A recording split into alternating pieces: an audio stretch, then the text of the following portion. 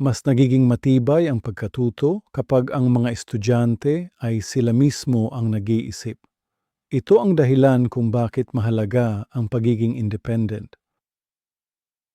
Kapag sinusubukan ng mga estudyante, nahihirapan ng kaunti at sinusubukan muli, mas lumalakas ang kanilang pag-iisip. Kung palagi tayong agad na sumasalo, maaaring matapos ng mga estudyante ang gawain, ngunit mas kaunti ang kanilang natututunan. Ang pagsuporta sa pagkatuto ay hindi nangangahulugang ibigay ang sagot. Ibig sabihin nito ay tulungan ang mga estudyante na mag-isip. Ang mga kapakipakinabang na tanong ay simple lamang. Maaari mong sabihin, subukan mo ulit. Ano ang sinabi ng guro?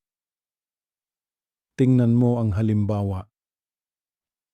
Ano ang susunod na hakbang? Ginagabayan ng mga tanong na ito ang mga estudyante nang hindi inaalis ang gawain sa kanila.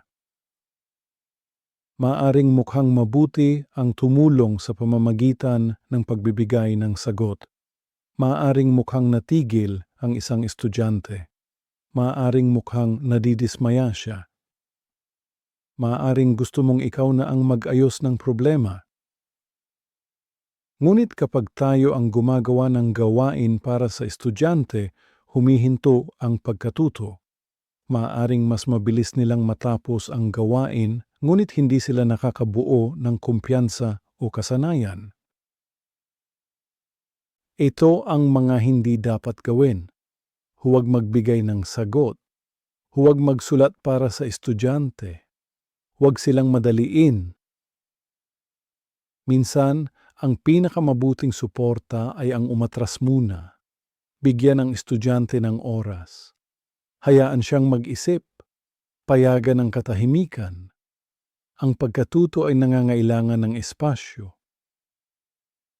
Kung ang estudyante ay labis na nababalisa o hindi na makapagpatuloy, maaari mong ipaalam sa guro. Ang guro ang magpapasya kung ano ang susunod na hakbang. Mahalaga ang iyong suporta.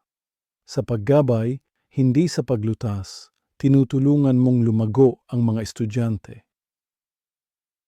Kapag ang mga estudyante ay nag-iisip para sa kanilang sarili, nabubuo ang kanilang pagiging independent.